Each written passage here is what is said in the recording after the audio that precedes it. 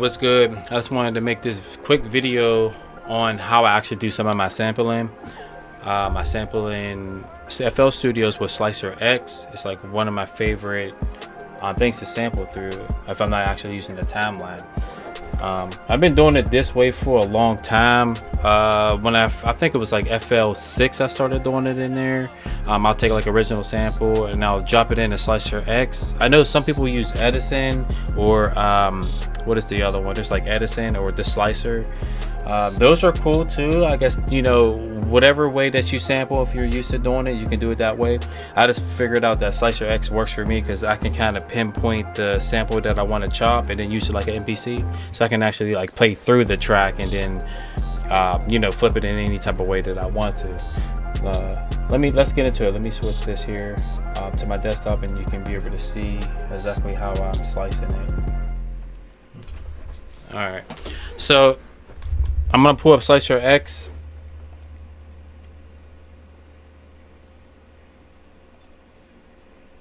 I know I call Slicex, well, Slicex, not Slicex, but you know what I mean.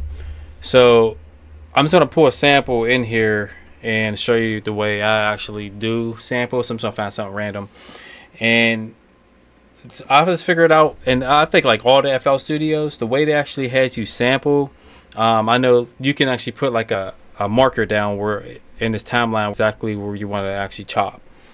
But I figured it out where if I'm using a mouse and I actually click the area that I want to sample, actually let me actually pull a sample in here. Oh, that works.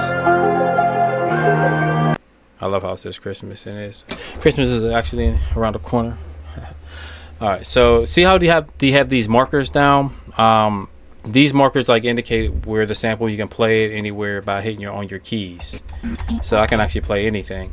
But that's just like the program. It like figures out the areas that randomly generates to sample. I don't use it that way. I kind of go up here, and I never found a faster way of removing them, but this is the fastest way I found to remove all the slices. Oops. As long as this ain't like highlighted. Yeah. Okay, so you hit dual slice. Some reason, I don't know why that removed some of them. See how I have one of these markers at the beginning? What I did was you just click this right here. As long as there's no like line or anything like this, you'll have this marker at the beginning, and you can just, you know, put it there when you need to. You can click it in. I found the fastest way to keep them on tempo. I'm going to push down. I can click in now and see if I release, it removes it. So I'm gonna do it in time so I can kind of get a feel or keep it on tempo.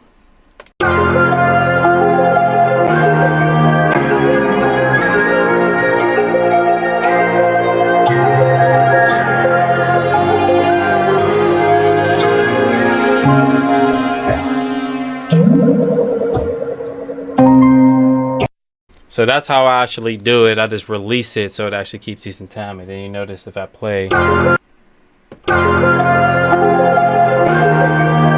I can actually push them in time. Okay, so now that I got that set, let me see if I can come up with something with this sample. So I'm going to show you.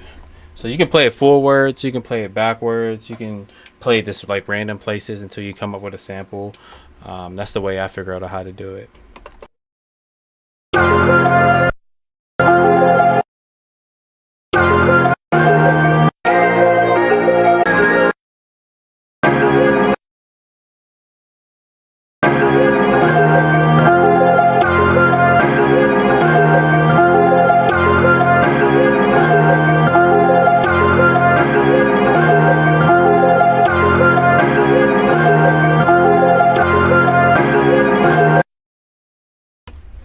Oh wow, that is fire.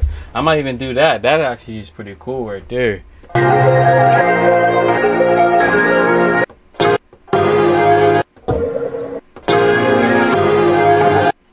Yeah, I like the one I'm just doing. I might actually do that. Let's actually get the tempo to that.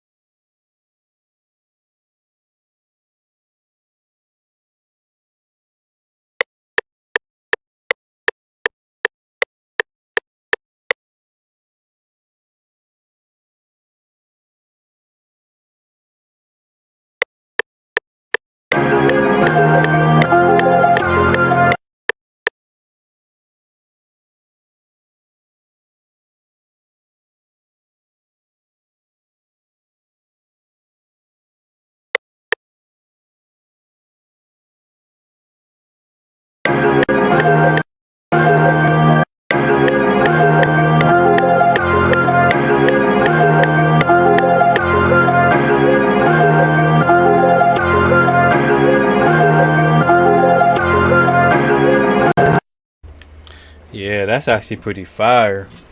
See, and that was like that's a little pretty simple beat or sample I found and I dragged over, and then I just actually did that and came up with an idea. So that's the way I used to do it. When I think FL6 is when I started doing that, and then I haven't did it in a while.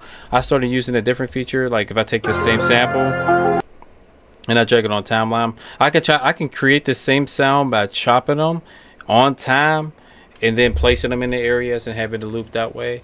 Because the only downfall about this Slicex is when you're working on a beat, and say if you have your snares here and then you want to do like a switch up in the middle and not have it just like this, it's going to try to play that second sample from the beginning in the middle of the track. You see what I'm saying? So it's going to sound like it's off until you play it from the beginning. So I think it's going to, if I put it here. Oh wow, you know what? Okay, so FL6 used to do that. It looks like they finally fixed that feature where it wasn't playing in the middle of the sample. It used to play at the beginning of this, so I'm glad they actually fixed that feature. So I'm actually surprised about that, because it was throwing a lot of people off when you're placing your melody on the timeline and it wasn't synced up, but you knew it synced up when you play it back from the beginning. Alright, so I just wanted to show you what I got so far. So far I just added like a counter melody under it, and I added drums, and just added everything else to it. But it's simple right now. I'm really going to get into it. I just want to show you what I got. Check it out. Let me know what you think.